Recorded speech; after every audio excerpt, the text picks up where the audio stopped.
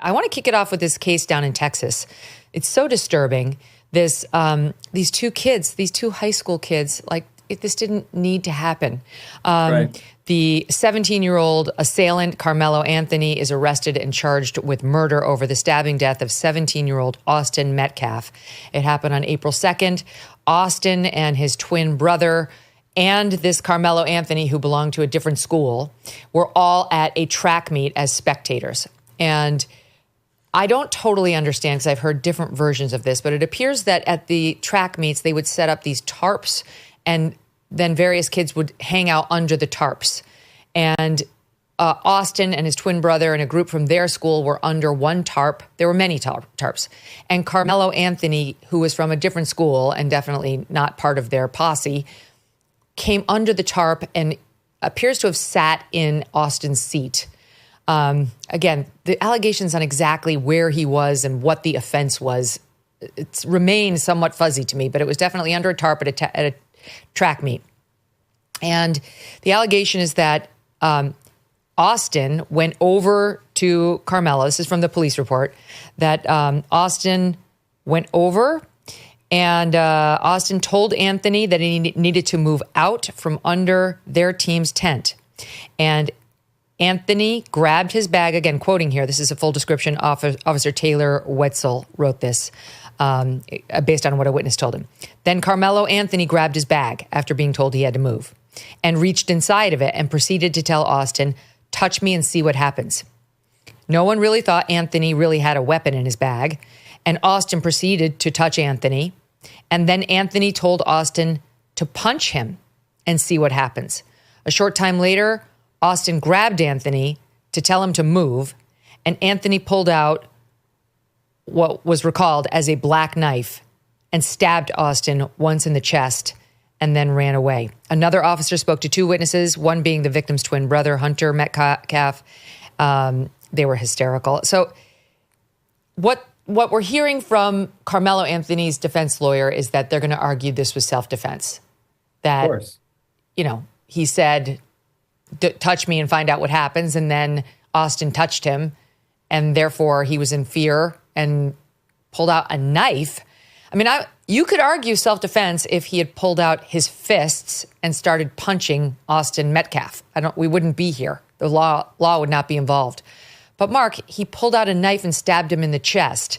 And right. You tell me, but the self-defense laws in Texas and in all states require proportionality. Of course. And when I said, of course, that's a defense, it's because you're not going to argue insanity, and you're not going to argue it was, someone else who did it. It's clearly going to be self-defense. And the question is, do the facts rise to the level where he reasonably feared death or great bodily harm from this guy? And that hinges upon really, what are the witnesses saying? We don't have all the statements. Maybe there's a few who say that the victim did grab him, because I did read that occurred. I've heard touching, I've heard grabbing. I don't know. But if it was just like you read, I think that falls short of reasonably believing death or great bodily harm. And here's the other thing. The other thing is, he was the instigator. He, meaning the defendant.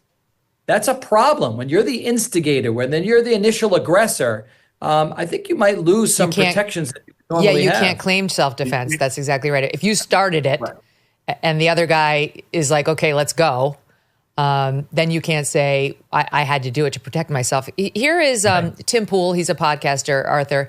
He was on his show talking about this, and I'd love to get your reaction to what he says here. Watch. Imagine you are invited to a party at someone else's house, and you are legally carrying a firearm. And then a fight breaks out, and or like an altercation breaks out between you and some guy, and there's drinking involved or whatever. I'm not trying to make a 1-for-1 scenario. I'm trying to create a potential scenario separate from this one with similarities. You go to a party. Let's say you go to a party, and some guy starts saying stuff like, "Yo, man, get out of here." And you're like, "I can do what I want. I was invited to the party."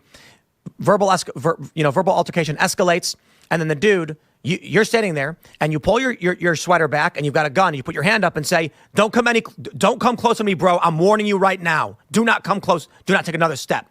Then the guy grabs your arm and makes a move, so you draw your weapon and you use it. Okay, make the argument you have no right to defend yourself when you're being attacked by a guy. Make the argument. By all means, go ahead and do so. I ain't going to do it. That's a ground ball. That's a ground ball. I mean, that's a law school where you can't. I mean, so sorry, you have to get punched in the face. You're not allowed to execute someone with a gun who's going to punch you in the nose. And just the way the law is, I believe, in all 50 states. You just said it, Megyn. There's a proportionality. Let me just tell you how this case is going to get handled in Texas with this 17-year-old. How it should get, and this is the reality, and Mark will back me up. Eiglarsh is going to get hired. He's going to get some kind of a child psychologist or some kind of child psychiatrist. They're going to do a whole buildup of this kid, who he is, where he's from. The defendant I'm talking about, who he is, where he's from, what his background is, any kind of mitigation whatsoever. And then you're going to go in and you're going to sit down with one of the lead prosecutors of the Homicide Bureau in that jurisdiction, and you're going to be like, look, you and I know that based on the witnesses, based on the evidence that we have, yes, there's a possibility I could go in front of a jury with a straight face and say self-defense, but that's too big of a risk for a 17-year-old kid who might spend the rest of his life in jail. We're not minimizing the loss of life of another 17-year-old, but let's not try to have two absolute complete tragedies. And let's talk about a real number, where the kid's going to spend a lot of time in jail, but not the rest of his life in jail, which would probably be the case if he goes to trial and loses, and you sit down and two qualified lawyers, very experienced lawyers, with the approval of the judge, work out some sort of plea bargain. This is not, that makes perfect sense. This is not a trial. But there's a lot behind these two sides right now. Right. People are lining up on both sides of this case. The GoFundMes for each guy are almost exactly the same amount, let's call it $325,000, that people have donated to both, because people defending Carmelo Anthony think that this was self-defense and he's getting railroaded potentially because he's black. And people on the Metcalf family side say this is outrageous. At worst, if you take all the allegations about Austin Metcalf as true, at worst, what he did was put his hands on a guy who refused to leave a section that he wasn't seated in, and put his hands on him at the guy's, invitation to say, try to make me. And you don't get a knife in the heart for that. I'll read you the law on self-defense in Texas. A person is justified in using deadly force against another when and to the degree the actor reasonably believes the deadly force is immediately necessary, A, to protect the actor against the other's use or attempted use of unlawful deadly force. So it's not any kind of force or bodily harm. It's you have to reasonably think that you need to immediately use deadly force to prevent unlawful deadly force against you. Or, and here, okay, let's see, maybe Carmelo Anthony has something under the or clause, to prevent the other's imminent commission of aggravated kidnapping, murder, sexual assault, aggravated sexual assault, robbery, or aggravated robbery. Not even aggravated assault is listed there. So Megyn, there's nothing. Arthur was 100% correct, articulate, passionate in exactly assessing how this is going to go down if this is being handled reasonably. Whether it's me representing him or someone else, you don't take the risk of going to trial with these facts, assuming there's no additional facts we don't know about. Like, did the kid say, I'm going to kill you now, and then he stabs him? Yeah. And again, I'm making stuff up. I don't know.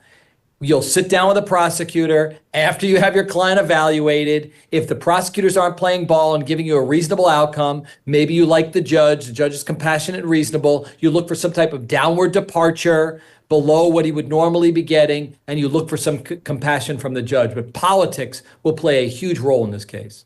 But and Megyn, in terms of the GoFundMe stuff, the biggest joke about the GoFundMe stuff has got to do with that kid Luigi Mangione, who executed the executive, and the women are sending him letters. People are saying, oh, he's got a chance at trial. People are into him. Yeah, wait until those 12 jurors see the deceased wife on the witness stand who has to identify the body and talk about how her kids miss their father, and they watch that video of him executing him, the shooting over and over and over again. Stop it. It's not going to happen.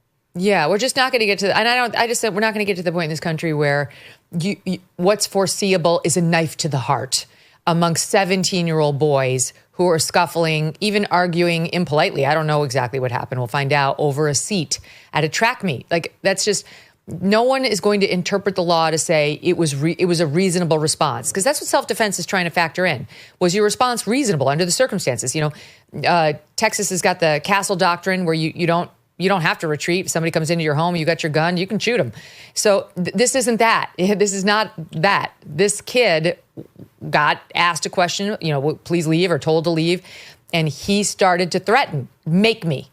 And Austin allegedly put hands on him, and he stabbed him through the heart. In no world is that going to qualify as self-defense. I'll let Andrew Branca, he's been on the show many times in connection with the Kyle Rittenhouse case. He's got a whole blog called The Law of Self-Defense. He's very pro-Second Amendment. He took a look at the police report. Here's what he said, SOT 7. Austin, the victim, had told Anthony, the stabber, that he needed to move out from under the team's tent. And Anthony grabbed his bag, opened it, and reached inside and proceeded to tell Austin, touch me and see what happens.